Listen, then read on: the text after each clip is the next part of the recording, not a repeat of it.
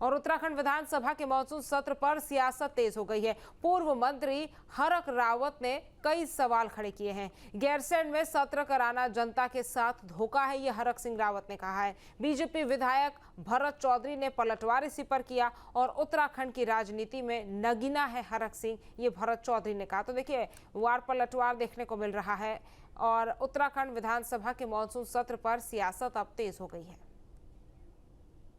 मैं सच बोलता हूं तो लोगों को तकलीफ होती है, ये मजाक होता है। देखिए, मैं जब खुद भी मंत्री था, चाहे भाजपा सरकार में मंत्री था, चाहे कांग्रेस सरकार में मंत्री था, ये धोखा होता है उत्तराखंड के लोगों के साथ। जब सत्र होता है तो 3 दिन में दोनों पक्ष विपक्ष मिल जाते हैं और फिर शोर शराबा करके और 2-3 दिन के अंदर निपटा देते हैं। सब लोग हेलीकॉप्टर का इंतजार करते हैं कि कब भागे हम लोग। तो ये जो अच्छा, दूसरी चीज क्या है कि मंत्रियों के लिए तो व्यवस्था हो गई, विधायकों के लिए भी व्यवस्था हो गई, लेकिन जो स्टाफ होता है, ड्राइवर है कि स्टाफ है, उसके लिए कोई व्यवस्था नहीं होती है। वो लोग गाड़ियों में सोते हैं, उनके खाने की व्यवस्था नहीं होती है। और इसलिए मैं सोचता हूँ ये जो गैरसैंण के नाम पर सिर्फ धोखा दिया जा रहा है। जहां तक हरक सिंह जी का प्रश्न है, तो वो उत्तराखंड की राजनीति के एक नगीने हैं। एक रात में वो कुछ कहते हैं, दूसरी सुबह वो कुछ कहते हैं। क्या उनका इतिहास रहा, सारा उत्तराखंड जानता है। और इतनी तेजी से वो भागते हैं कि भागते भागते वो खुद इतनी दूर निकल गए जहां से वापसी का कोई रास्ता अब उनको मिल नहीं रहा है। और इसी खबर पर ज्यादा जानकारी के साथ हमारे संवाददाता अजीत सिंह हमारे साथ जुड़ गए हैं। अजीत, आज मानसून सत्र की शुरुआत होनी है, कौन से वो मुद्दे जिनको लेकर विपक्ष जो है वो सरकार को घेरने वाला है? वहीं विपक्ष के मुद्दों पर, विपक्ष के सवालों पर भी जो जवाब है वो सरकार की तरफ से कैसा दिया जाएगा? कौन से वो तमाम कार्य हैं जो सरकार की तरफ से गिनाए जाएंगे?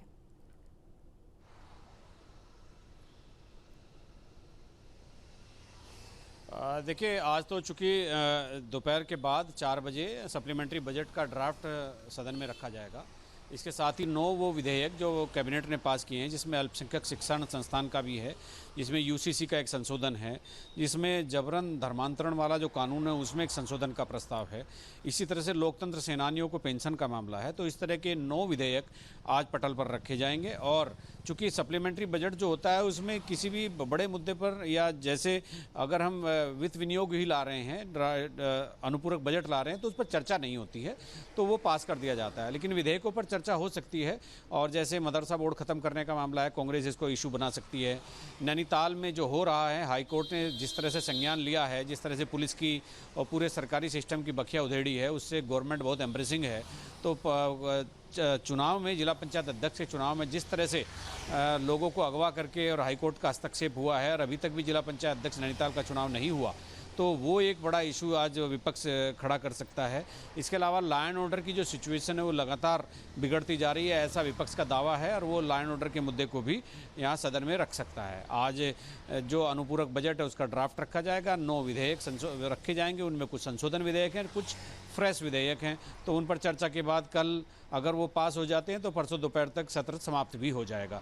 तो अभी फिलहाल इन्हीं चीज़ों पर रहेगा, चूँकि पंचायत का इशू है, लॉ एंड ऑर्डर का इशू है, विकास कार्यों का इशू है, और बहुत सारे ऐसे इशू हैं जो विपक्ष ने जिनको तीर बनाकर अपने तर्कस में रखा हुआ है। लेकिन उधर मुख्यमंत्री पुष्कर सिंह धामी के भी सभी मंत्रियों को निर्देश हैं कि इस बार सवाल स्थगित नहीं होना चाहिए।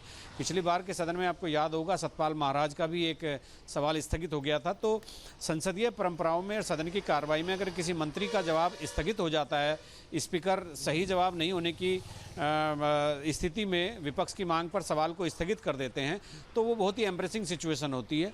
और वो मतलब एक तरह से मंत्री को अपने विभाग की कुछ जानकारी नहीं होती, ये उस बात को दर्शाता है।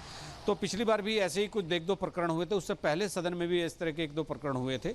और इस बार मुख्यमंत्री ने सभी को बातचीत की है, सबको हिदायत दी है कि किसी भी तरह से कोई सवाल स्थगित नहीं होना चाहिए। दूसरा, जो जन समस्याओं से जो जुड़े हुए मुद्दे हैं, जो प्रश्नकाल में उठेंगे, शून्यकाल में उठेंगे, नियम 58 में, नियम 38 में, ये जो मुद्दे शून्यकाल में उठाए जाएंगे।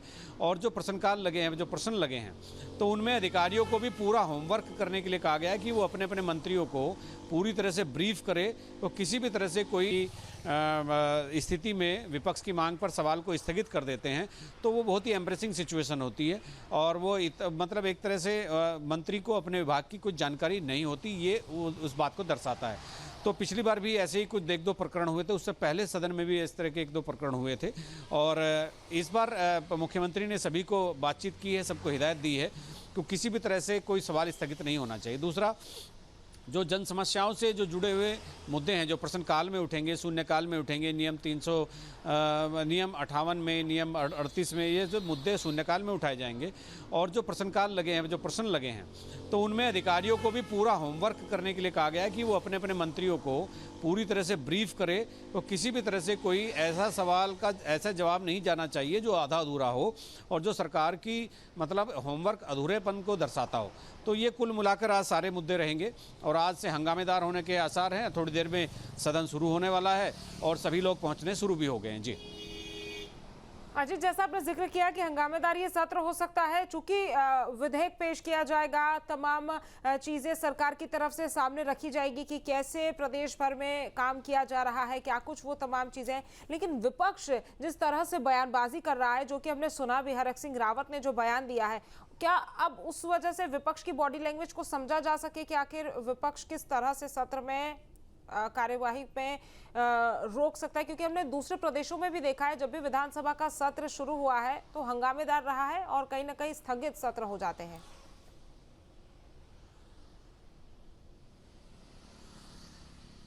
देखिए, हरक सिंह रावत पूर्व मंत्री हैं, कांग्रेस और भाजपा दोनों सरकारों में मंत्री रहे हैं और हरक सिंह रावत ने जो कहा है वो सच के काफ़ी करीब है। जब से वहाँ गैरसैंण में सत्र शुरू हुआ है, मैं तब से लगातार हर साल हर सत्र कवर कर रहा हूँ और जो हरक सिंह रावत ने जो बयान किए वो मंत्री भी रहे हैं, लीडर अपोजिशन भी रहे हैं, उन्होंने जितनी भी बातें कही हैं वो सच के बेहद करीब हैं। वहाँ पर जाने की जल्दी होती है, जितनी जल्दी जाने की नहीं होती उतनी वहाँ से लौट के आने की जल्दी होती है और जल्दी जल्दी फिर पक्ष और विपक्ष दोनों एक साथ मिल जाते हैं और जल्दी जल्दी बिजनेस पास करके वहाँ से भागने की लग जाती है। तो वाकई जो हरक सिंह रावत कह रहे हैं अब वो ठीक है, वो कोई उनकी बात माने या ना माने, लेकिन उसके चश्मदीद गवाह बहुत सारे मीडिया कर्मी भी हैं, बहुत सारे लोग वो हैं जो स्टाफ में इनके कर्मचारी का स्टाफ है, जो आईएएस अफसर हैं, जो आईपीएस अफसर हैं, जो वहाँ ड्यूटी कर रहे हैं, बेसिकली जो सदन को संचालित करने के लिए जिनका सुरक्षा का इंतजाम है, जिनको व्यवस्था बनानी है। तो अभी मुख्यमंत्री, मंत्रीगण, लीडर अपोजिशन, विधायक, उनके लिए तो व्यवस्था हो जाती है आने की और जाने की। और लेकिन ये हरक सिंह रावत ने बिल्कुल 100% की बात कही है।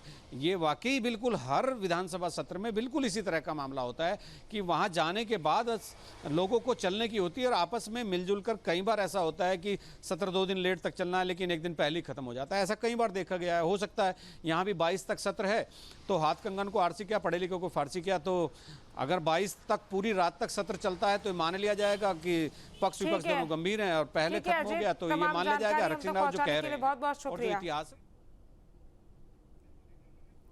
जहाँ भक्ति है हर शब्द में, कथाओं में छिपे हैं दिव्य रहस्य और ज्योतिष देता है जीवन को दिशा। धर्म से जुड़ी हर बातों को जानने के लिए हमारे चैनल स्तुति को सब्सक्राइब करें। चैनल पर जाने के लिए इस लिंक पर क्लिक करें।